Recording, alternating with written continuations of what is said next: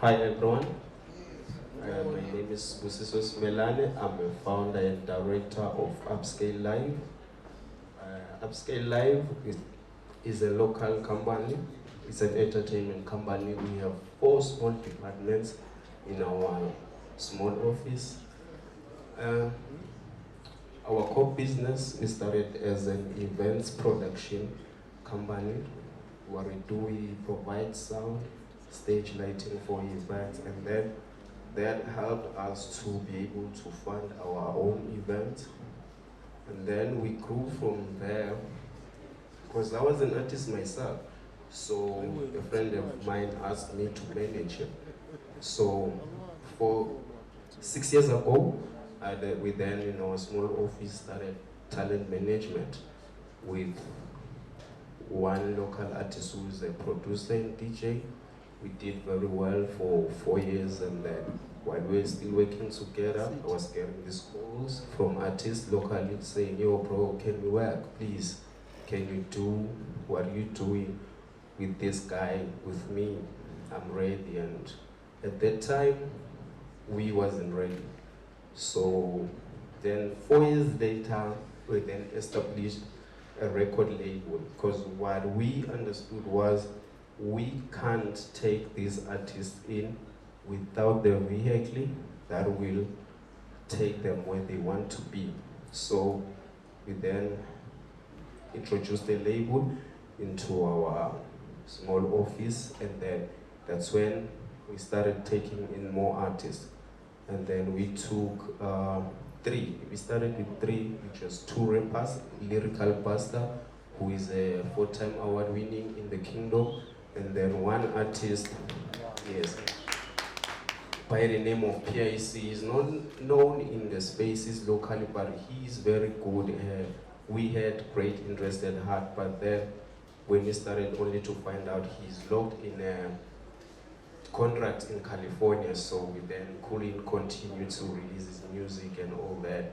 We're still fighting that, but then what we do, we manage artists, we do our own events, we have our own production, and we have our own record label, which help us to move forward very easily without relying on anyone else. First, what I did was to look at the main things that are slowing down our industry. And then when these artists started approaching me, I had to look at the things that I have to put in place in order to get them sampled. And in terms of our local industry, the biggest struggle has been distribution. So what we then did, I looked at the artist, I saw the way the music was released, listened to the music. I've got an ear of hearing, even when the music is not sounding good, I can hear it could be great production. So I've got a background of sound engineering. I studied sound engineering. So when listening to the music, I realized, oh damn, what I can bring into this table is quality. And then once this music has quality, we can conquer the world.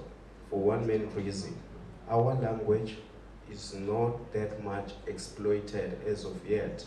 Like, it's still a virgin land, it's still something that needs to go out there. I saw the market, I was like, okay, cool.